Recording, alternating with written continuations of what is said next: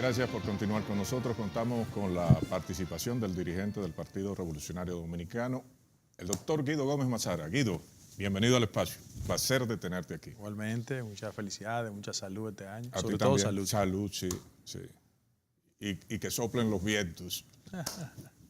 Mira, Guido, la última vez que tú estuviste aquí, hablamos sobre el proceso del partido político, de tu partido, en el Tribunal Superior Electoral. Cuéntanos un poquito sobre eso. Sí, cómo no, mucho gusto. Gracias por la invitación. Mira, bueno, las desavenencias de forma institucional se dirimen con criterios institucionales, ¿no? Y la gente que nos ha visto en los últimos 13 años en esta fase de litigio en el tribunal presume de que los esfuerzos sinceros y responsables por transparentar la forma de hacer vida en los partidos, hablo en plural, es un esfuerzo hasta hercúleo, como dicen algunos, pero bueno, sí.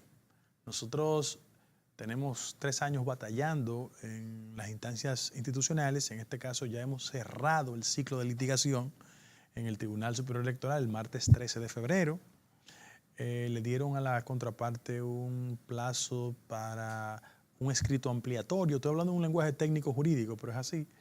Y yo siento que en los próximos 15 o 21 días el tribunal se va a abocar a dictar un fallo al respecto. ¿Cuál es el fundamento de nuestra acción? Reside en lo siguiente. Los mecanismos de elección en los partidos políticos no pueden ser modificados contrariando una norma constitucional, que es el artículo 216, que estableció desde el año 2010 que los partidos políticos, sus estructuras organizativas y estatutarias no pueden estar al margen de la Constitución. Y en segundo lugar, es inconcebible que una autoridad que sea electa en el año 2014, entre comillas, hasta el 18, antes de terminar el ciclo de ejercicio, modifique los estatutos de forma antojadiza.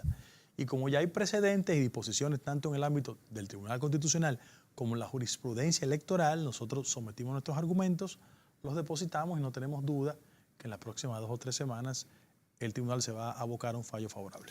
¿Tú ves el tribunal como blindado de cualquier influencia de tipo político?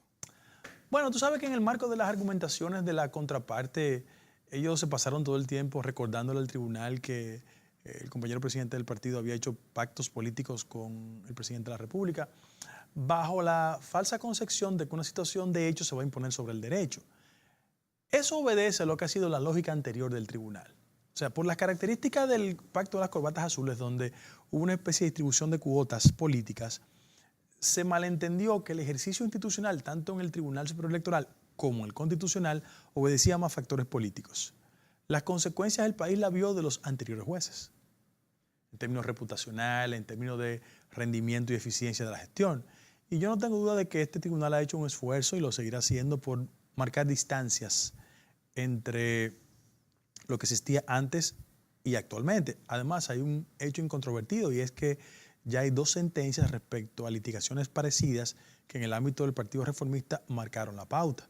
Hay que recordarle al país que en las últimas 2 semanas el tribunal dictó sentencia favorable al ingeniero Antún Valle, en el sentido de que la otra parte, encabezada por José Asín Frappier y por Hito Bisonó, no podían accionar con las características que lo hicieron. Es el tema parecido al de nosotros.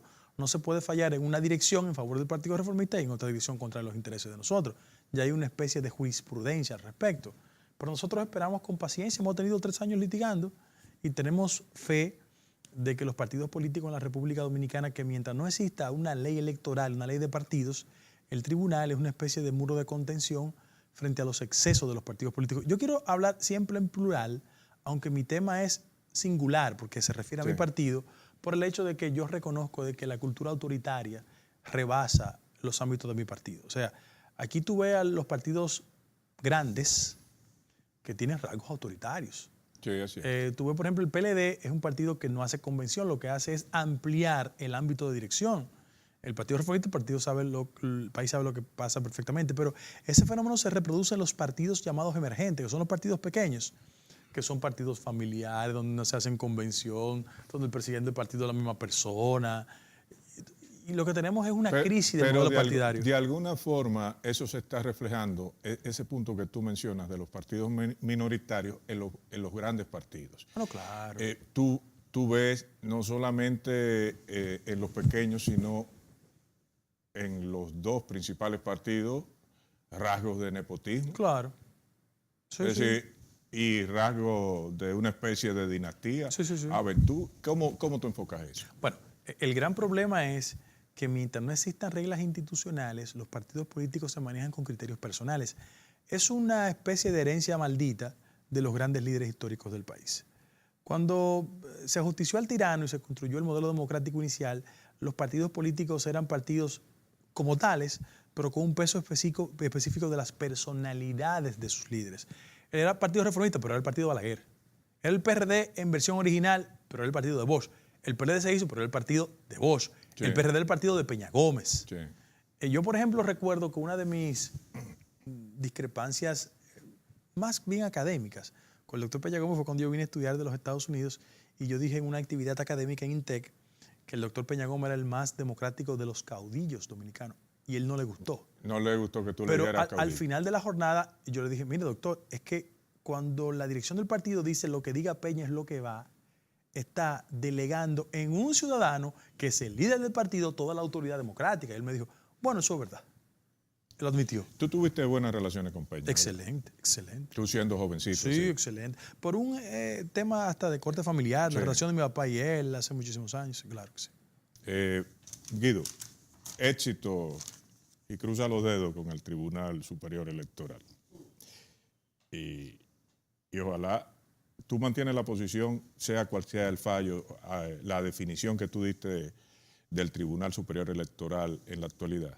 No, yo pienso que este tribunal es totalmente diferente al anterior y ha hecho un esfuerzo porque sus decisiones estén revestidas de los elementos técnico-jurídicos. Independientemente del fallo. Sí, independientemente. Yo conversaba con los televidentes al principio del programa acerca de un titular que apareció en el diario El Caribe, dando unos porcentajes de aprobación a la gestión gubernamental del presidente de la República que corresponden, primero, no corresponden a eso, corresponden a fallos y errores, fallos y aciertos del gobierno, y segundo, la aprobación del 2016, según ese estudio, rondaba el 37%. El Caribe lo destaca en primera plana, que cualquiera cree que es algo que sucedió ayer o antes de ayer o en este mes. Analízame eso. Bueno, lo primero que debo decir es que los ejecutivos de la instancia que cita el periódico El Caribe establecieron de manera pública que no se corresponde con la verdad. 1. 2. La democracia dominicana es una democracia mediática. Y mientras los medios de comunicación marquen tendencias, preferencias o de una forma u otra tengan influencia en la conducta del ciudadano, la lucha política se va a expresar muy en los medios de comunicación. En ese mismo orden, gracias a Dios, existen medios alternativos que han sido exitosos desmontando lo que no es un teórico, pero es una persona que ha demostrado lo que él llama el fake news, o sea, las falsas noticias. Las falsas noticias. Es un gran debate en los Estados Unidos. Y fíjate cómo en América Latina en los últimos años las proyecciones electorales que se establecen en el marco de las competencias, muchas de ellas no son acertadas. Voy desde cosas tan importantes como las encuestas que se hizo para el Brexit hasta el plebiscito en Colombia. Es decir, hay una tendencia de manipular y falsificar la opinión. En el caso de República Dominicana, el gobierno está en un proceso de construir una verdad mediática. Y sobre esa base, el instrumento que más utilizan es el referente de los niveles de popularidad del presidente de la República. Eso obedece a una estrategia que, si bien es cierto, es parte de validar al gobierno en su gestión pública, también tiene un componente que es parte de la lucha interna en el partido. Y la lectura que están haciendo los sectores colindantes, próximos o que de frente defienden la gestión del presidente es generar la tesis de que el único candidato con posibilidades de preservar al PLD más allá del 20 se llama Danilo Medina. Yo estoy en desacuerdo con eso. Inclusive yo he escrito al respecto. Yo he hablado de los sectores tanto locales como internacionales. Lo digo porque dos figuras importantes del país en las últimas 3 semanas han hecho comentarios. El primero fue el doctor Andrés L. Mateo, que es un académico que yo respeto muchísimo, que hizo un paralelismo entre la posibilidad de que el año 2020 se convierta en la réplica del escenario de Horacio Vázquez, que es un episodio muy interesante en la vida política dominicana, porque Horacio Vázquez, que era un héroe nacional, porque había participado en el ajusticiamiento del ILIS el 26 de julio. Pero ya Leonel había hecho eso 2 semanas atrás. No, pero Andrés Mateo lo hizo desde la perspectiva académica. Leonel también lo hizo a posteriori. Y yo voy a explicar el caso de Leonel, pero tú en el caso de Andrés. Andrés dice que existe la posibilidad de que se calque ese acontecimiento. Y yo digo que yo estoy en desacuerdo. Y ripostó Leonel Fernández en una actividad diciendo del trauma que había generado en la República Dominicana el principio de la extensión, que no fue otra cosa que no fuese la interpretación de una enmienda constitucional de 1908 que dijo que el presidente podía durar 6 años cuando era 4. Eso generó una especie de crisis en el país que condujo a la tiranía de Trujillo. Yo decía que estaba en desacuerdo tanto con Leonel Fernández como con Andrés L. Mateo, porque los factores externos en el año 1928 era que conducían. ¿Por qué? En 1928 pasaba lo siguiente. Hubo una gran depresión de 1929 que impactó en las economías de América Latina. Había la tesis en el Departamento de Estado de que había que procurar, para mejorar las economías de nuestro país, un hombre fuerte, una mano dura. Y la fase de desocupación militar de muchos países que habían sido tomados por los Estados Unidos generaron la tesis también de que había que dejar un hombre armado de ellos, de la policía o del ejército. Pasó en Haití con Duvalier, pasó en Nicaragua con los Somoza y pasó en República Dominicana con Trujillo. Yo decía, bueno, ese escenario no se corresponde con el actual escenario. ¿Por qué? Porque si bien es cierto, los gobernantes que han pretendido extenderse en la dirección del Estado han terminado de forma traumática, y hago un recuento rápido. Fujimori. Fujimori era la figura más popular en el año 1990. Cerró el Congreso, modificó la Constitución, terminó con Sendero Luminoso, pero tuvo que mandar su renuncia desde Japón. Y todo el mundo sabe que 27 años después hay una crisis política en Perú como resultado de las actitudes de Fujimori. Primer ejemplo. Segundo ejemplo.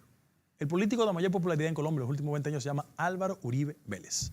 Modificó la Constitución, que en 100 años no pasaba en Colombia, se religió, tiene procesos de paramilitarismo y en la actualidad la Suprema Corte de Justicia acaba de dar una decisión hace solo 2 días, el viernes pasado, donde le involucra en los falsos positivos, como le llaman.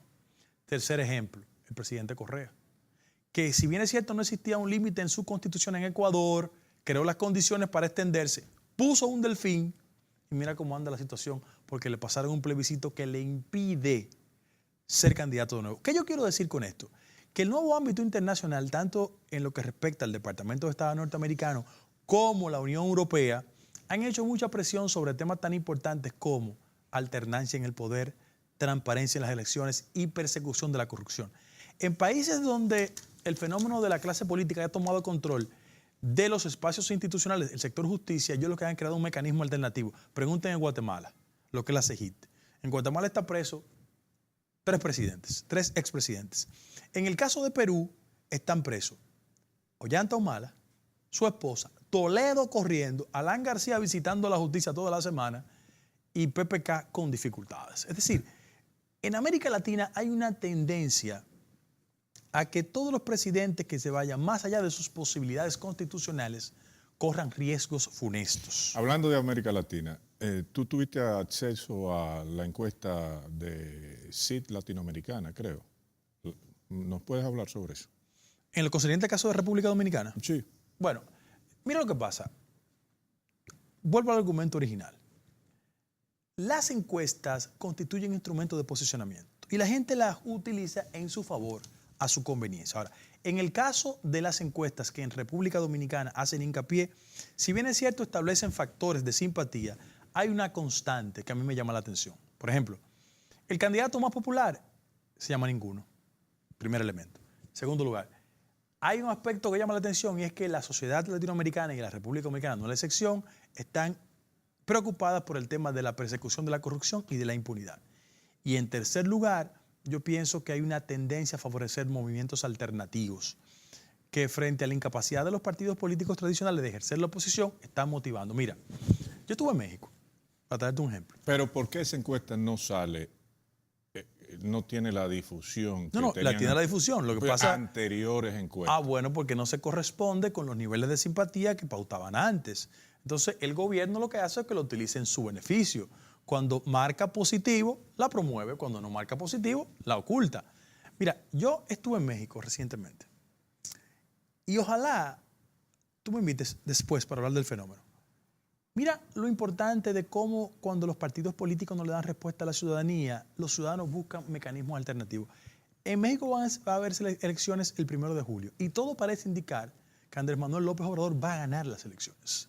¿Cuántas veces? Ha aspirado 3 veces. Era el antiguo alcalde. Le han robado. Bueno, él fue primero gobernador de Tabasco y después ellos le llaman regente de la ciudad del DF. El que es regente del DF es presidente de cualquier país porque son 25 millones de habitantes. ¿Te entiendes? Entonces, a él las últimas elecciones se las robaron, o sea, robadas. Y tú ves la tendencia que le favorece. Hay una tendencia masiva porque él construyó una alternativa que se llama Morena, Movimiento de Regeneración Nacional. Y la gente está insatisfecha con los partidos tradicionales. El PRI no le ha dado respuesta. No. La otra alternativa, en México se hizo una alianza de Maco con Cacata, o sea, Partido de Acción Nacional y PRD. Eso es como juntar a Vincho y a Peña en su momento.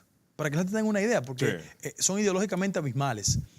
Y la gente ha ido conectando con ese interés. En definitiva, si los dirigentes, gobernantes, líderes políticos no se conectan con lo que pasa en la sociedad, independientemente de que le ilustren con encuestas, los resultados van a ser siempre lamentables. Vamos al país. Di el dato de que el Banco de Reserva hoy tenía el peso dominicano a 48 pesos respecto al tipo de 95 centavos y que hay una página que se llama preciodeldolar.com.do que lo valora antes del mediodía en 49 pesos con 9 centavos. Mira, ningún dominicano que tenga sensatez, independientemente del partido político en que milite, puede alegrarse por eso. Yo quiero comenzar diciendo eso. Ahora, ¿cuál ha sido el problema? La estrategia del gobierno respecto al éxito de su gestión económica descansa en factores que, si bien es cierto, fueron efectivos producto de la crisis del 2004, en la que el presidente Fernández llegó al gobierno, el modelo se ha ido desgastando. ¿Por qué? Porque ellos han establecido control en el tipo de cambio sobre la base de una política de endeudamiento. ¿Cuál es el problema? Que tanto los organismos internacionales como economistas locales le han dicho que en la medida que el proceso de endeudamiento se sigue profundizando, en la economía dominicana va a tener un impacto negativo. Los indicadores internacionales dicen que la relación PIB respecto de endeudamiento nunca debe rebasar el 30%. Aquí estamos en el 51%. Y al presidente Medina le vendieron la idea que en la medida que él podía incentivar una política de endeudamiento, el tipo de cambio se iba a mantener controlado. Bueno, se ha profundizado el endeudamiento y el tipo de cambio se ha disparado. Pero eso está programado por Hacienda, inclusive, y lo muestran como un logro, lo que yo creo que es una barbaridad. Bueno, en términos prácticos no es un logro. Hacienda prevé en su página de internet que para febrero el dólar cruce, o preveía que para febrero cruzara los 50. El problema es que cada vez que ese tipo de situación se presenta, yo recuerdo la crisis bancaria del año 2003-2004. Porque el énfasis que se hizo en la administración del presidente Mejía consistía en que en la medida de que el tipo de cambio se disparaba, la economía se volatilizaba y el poder adquisitivo de la gente se reducía y que los salarios no alcanzaban. Fíjate cuál ha sido el problema, y yo creo que es importante que ese tema económico-social lo toquemos. Mira por qué.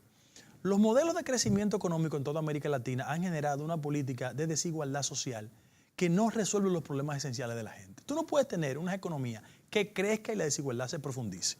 Doy como elemento un factor. ¿Cómo es posible que si la economía anda bien, el proceso de migración sea masivo hacia otro país? ¿Por qué? Porque si un ciudadano se siente conforme con las expectativas económicas de una gestión gubernamental, no tiene que optar por irse del país. ¿Cuál es el país que en América Latina tiene una tendencia masiva a migrar en los últimos 10 años? Venezuela. ¿Por qué? Porque hay un proceso de hiperinflación. Sí. Como en la República Dominicana tenemos una economía que crece y los niveles de migración se incrementan. Eso pasa. ¿A qué punto se han incrementado los niveles de migración? Bueno, acaba de publicar un periódico de mucha importancia en el país, muy riguroso, como es el periódico Hoy, que es un medio que todo el mundo cree, que las últimas informaciones que dieron el Instituto de Migración en la República Dominicana en los últimos 4 años se han disparado sobre el 14% de las políticas de migración. ¿Qué implica? Que la gente no tiene expectativas y sobre todas las cosas, que cuando se contrapone crecimiento económico y el nivel de migración, hay que preguntarse que cuando la economía crece, ¿cuáles son los sectores de la economía que crecen? Vamos a ese punto. ¿Impacta sustancialmente en la mejoría del salario? No. ¿En la generación de empleo? No. Mira, en los últimos 10 años, el empleo que se está generando en la República Dominicana es un empleo de bajo salario y de baja calidad. Y eso no impacta positivamente en el ciudadano. ¿Cuál es el fenómeno de la economía que más ha crecido? El de la informalidad. Y eso no garantiza un salario justo y bueno en la República Dominicana. ¿Hacia dónde yo creo que debe ir el proceso de transformación en la República Dominicana? En dos aspectos. El primero, que ese sentido de crecimiento de la economía se traduzca en una mejoría sustancial del ciudadano de a pie. De que, bueno, Juancito Pérez, que vive en la Francisco Villapesa, parte atrás, cuando los periódicos le dicen que la economía crece, que esa economía se traduzca en su capacidad de ir al mercado. De que cuando adquiere los libros del colegio de sus hijos son mejor y que el servicio de salud sea más eficiente. Ese es el problema que hay en el país. Y en segundo orden, que es un tema que sí yo pienso que impacta en la economía, una mejoría sustancial de la mano de obra en términos de su formación. Yo le recomendaría al gobierno que diseñe políticas más eficientes, sobre todo en el desarrollo de los mecanismos del Infotep. O sea, esa fase de formación técnico-profesional que acredita a mucha mano de obra en sectores de la economía como turismo, zona franca y destrezas idiomáticas. Mira, cuando tú evalúas los segmentos de la economía que más demanda empleo, el tema de la formación en otro idioma es un tema fundamental.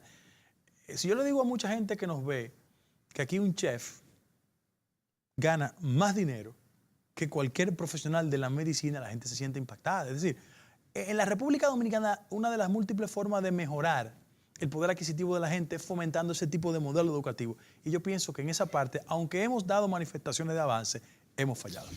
Tú eres político y regularmente los políticos del sistema ven con buenos ojos el tema de tributario y más si se amplía la base. ¿Tú estás de acuerdo con lo que los políticos del Palacio dicen que dice el Fondo Monetario Internacional de ampliación de la base tributaria? Bueno, el único problema es que yo estaría siempre de acuerdo en la medida que se priorice la eficiencia en el cobro impositivo. La gran discusión en América Latina no es cómo tú cobras, sino en qué tú gastas lo que cobras. Y sobre esa base, cuáles son los sectores que evaden el fisco. Por ejemplo, yo estoy muy desacuerdo con muchas políticas de exención fiscal que hay en la República Dominicana. Yo creo que hay que estimular al empresariado. Y yo sé que hay muchos empresarios que generan empleo. Y la mayoría de los empresarios en la República Dominicana tratan de desarrollar el país. Sin embargo, cuando tú ves, con relación al PIB, algunos sectores que hay exención fiscal, eso te llama la atención. En segundo lugar, mira cuál es el problema de ampliar la base. Si nosotros no somos eficientes en la cobranza, no tenemos autoridad moral para ampliar la base. Y la evasión va a continuar. Efectivamente, tú tienes que solucionar el problema de la eficiencia en la gestión del cobro para después ir a ampliar la base. Y yo quiero decir lo siguiente. Pero cuando tú amplías la base, estás extendiendo los impuestos indirectos, ¿verdad? Sí, y eso lo pagamos todos indistintamente. Y eso paga mi rico de la igual manera que paga el pobre, y eso no es justo. Yo quiero decir, por ejemplo, que el director de impuestos internos es una persona eficiente. Yo no tengo duda que ha hecho una labor eficiente. Ahora, mi recomendación es que reduzca la base de evasión que hay en la República Dominicana, que todavía sigue siendo muy amplia. Y lo del transitorio del anticipo. Yo no soy muy amigo de las políticas del anticipo. Te voy a decir por qué. Es que es injusto. Porque no solo es injusto, sino que carga a todo el mundo de forma desigual. Mira por qué. Yo he escuchado quejas de muchos empresarios con el tema del anticipo. ¿A dónde conduce la rigurosidad del anticipo? A política de evasión. Porque la gente sabe que cuando hay un nivel de rigurosidad en el cobro por anticipado, dice, bueno, yo no puedo competir en este mercado, me voy a la informalidad, no pago impuestos y el gobierno al final de la jornada, vía impuestos internos, recibe menos dinero que el que debe recibir. Te voy a sacar de eso. Yo me sentí bien hoy cuando, en el fin de semana, fue que tomé esta noticia. Una información del Ministerio de Salud que a través de su Dirección General de Medicamentos, Alimentos y Productos Sanitarios decomisó un cargamento de queso maduro. Iba para el supermercado. Yo no sé por qué dan el nombre, porque a veces no lo dan. ¿Cómo se llama? PriceMart. Sí, sí. Era una cantidad de 3.565 libras. De volúmenes grandes. Sí, 3.565 libras que fueron decomisadas. Muy bien. Pero eso pasa normalmente. Yo he podido comprobar que fuera de aquí, por ejemplo en Europa, había empresas que destinaban ese tipo de producción hacia los países del tercer mundo. Es decir, ya casi vencido o vencido. Por primera vez, o no por primera vez, pero veo como una activación del ministerio en este caso que viene a proteger a los consumidores. También es una combinación de Proconsumidor y el ministerio. Pero eso hay que felicitarlo. Sí. Yo siento que la República Dominicana debe tener autoridades que garanticen que los ciudadanos, el producto que compremos en los supermercados sea de calidad. Y qué bueno que lo haga el Ministerio de Salud Pública, Proconsumidor o cualquier organismo del Estado. El periódico Hoy creo que es que se hace eco del estado de deterioro que sufre el Liceo de Estados Unidos de América. Te cuento esto porque está lleno de filtraciones según el periódico y que los docentes, los alumnos tienen miedo de entrar ahí porque las lluvias son constantes en estos tiempos. Es un liceo muy viejo, ¿eh? Sí, pero que queda cerca del Palacio Nacional. Al frente, lateralmente. La México. Y con 155.000, 156.000 millones de pesos de la cartera, como que se ve como que no hay dirección para solucionar ese tipo de cosas. Lo primero que yo debo decir es que yo soy amigo de que los temas educativos nos conduzcan a un consenso de todos los actores políticos. Mira por qué. Porque la educación en la República Dominicana no puede estar conectada a las reyertas del día a día de la militancia partidaria. La educación es un tema de todos. En el caso específico yo quiero decir que si bien es cierto existen los recursos del 4% del Producto Interno Bruto, que es un tema de discusión, porque cuando se pasó la ley, que es una ley buena, que yo aplaudo, la gente proyectó el 4% del PIB y no el 4% del presupuesto. Doy como información, el 4% del PIB respecto al sector de educación representa el 27% del ingreso nacional. Para que ustedes tengan una idea. Es más de un cuarto. Eso es demasiado dinero. Pero qué bueno que existe dinero para que se dedique a la educación. El problema es cómo lo dedicamos. En el primer tramo había una crítica sobre el tema de que solo se invertía en infraestructura y que ahora tenía que ser un ciclo de formación docente. Qué bueno. Ojalá las autoridades del sector educativo se apersonen en el Liceo Estados Unidos de América y hagan una modificación sustancial ahí y que pongan ese liceo como una tacita de oro. Yo estoy en favor de eso. Pero yo hablaba anteriormente, en días pasados, de eso mismo. Primero, la construcción de escuelas. Después se argumentó que ahora muchos recursos iban a ser destinados a la preparación. Sí, formación docente. Y últimamente volvieron otra vez a la construcción, a anunciar nuevas construcciones. Lo que pasa es que, si bien es cierto, existen los recursos, parece que todo el tema de la construcción de las escuelas está en el ámbito de obras públicas. Ellos lo trasladaron hacia allá. Es decir, que ese presupuesto es transferido a obra pública. Es obra pública. Lo maneja obras públicas. Es obra pública que lo maneja. Pero qué bueno que reconstruyan todas las escuelas. Yo estoy en favor de eso.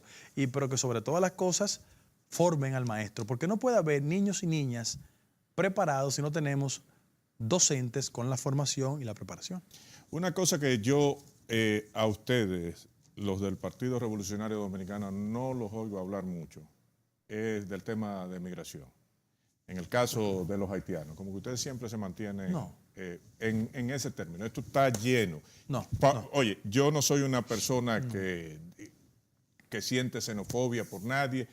A mí me gusta hasta lo multiculti, pero una cosa es eso y otra cosa es como que se cambien las normas, la cultura. Pero vamos por partes. Lo que pasa es que hacia lo interno del partido hay un sesgo de prejuicios porque hace 20 o 25 años se hizo una campaña muy dura, rastrera contra el doctor Peña Gómez respecto al tema de que lo asociaban con el pueblo haitiano. Tú recuerdas. Sí.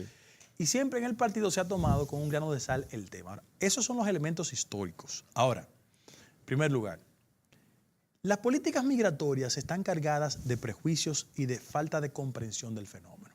Yo creo que el Estado dominicano tiene la responsabilidad de deslindar los campos y establecer con claridad quién viene al país, cómo viene y establecer con toda la energía del mundo sus políticas migratorias, como lo hacen los Estados Unidos, como lo hacen Europa.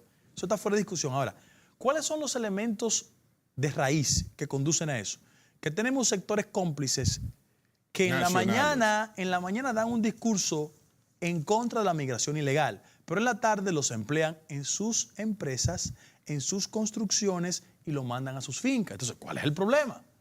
Es una combinación de muchos elementos. ¿Cómo es posible que las fronteras de República Dominicana, no importa la inversión que exista, ni el personal militar que tengamos, sean tan flexibles y tolerantes a la entrada masiva de ciudadanos de Haití en este caso, pero de otros países también? Sí. Aquí hay otros grupos étnicos que han ido creciendo de forma considerable. Sudamericanos. Por eso yo quiero decir que la política migratoria no puede tener apellido. Es en favor de unas fronteras seguras para el país, independientemente de la categoría del migrante. Y eso no significa bajo ningún concepto perseguir a nadie, violentarle derechos Solo humanos. aplicar la ley. Aplicar la ley, más nada. Y se está haciendo. Lamentablemente no. Yo decía en días pasados que no me llegaba el nombre del director de migración, que debe ser el funcionario menos conocido en República Dominicana. ¿Tú sabes quién es? Es un militar, fue ministro de Fuerzas Armadas, jefe Pero del que DNI. tiene como un perfil bajo en momentos en que el pueblo dominicano debe conocer las políticas en ese sentido que se van a emplear o que se están empleando. Sí. Bueno, él es una persona que viene de una experiencia militar, estuvo en la jefatura del DNI, después fue ministro de Fuerzas Armadas y ahora está en la Dirección General de Migración. Hace ya mucho tiempo que en los gobiernos del PLD, los jefes migratorios son personas que vienen de las Fuerzas Armadas. Sí. Ha querido darle una solución de carácter militar a un tema que, aunque tiene elementos militares, también necesita de una comprensión mucho más amplia del fenómeno. Hablo de gente como el vicealmirante Páez Pérez, que fue jefe. Estuvo aquí la semana pasada. También hablo del actual ministro de las Fuerzas Armadas, que fue titular también del Departamento de Migración. Y hablo del actual incumbente, que tuvo también el Ministerio de las Fuerzas Armadas.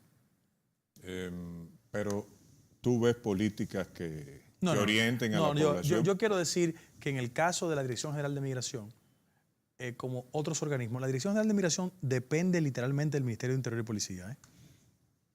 Está vinculado al Ministerio de Interior y Policía. Yo pienso que una de las formas de contribuir a que los dominicanos y dominicanos, cada quien se sienta mucho más seguro en el país, es mejorar sustancialmente su política comunicacional.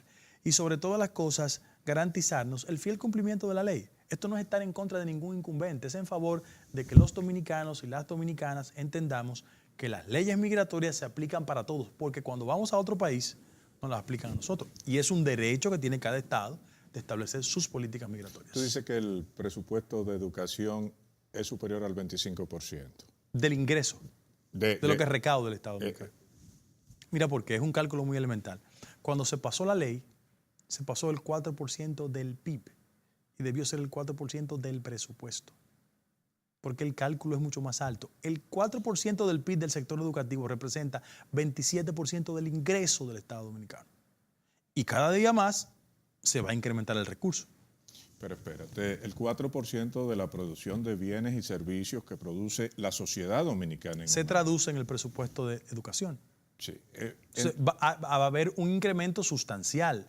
Si fuese el 4% del presupuesto, otra fuera la cosa. Porque el problema es que ese 4% del PIB implica el 27% del ingreso público. ¿Y qué porcentaje tiene el Ministerio de Obras Públicas? 2%, 2.5%. Que representa... Mucho menos del ingreso. El ministerio que más representa en términos de ingreso público es educación. Sí, pero el Ministerio de Obras Públicas... No, el orden es educación, obras públicas, salud. Digamos, 15%.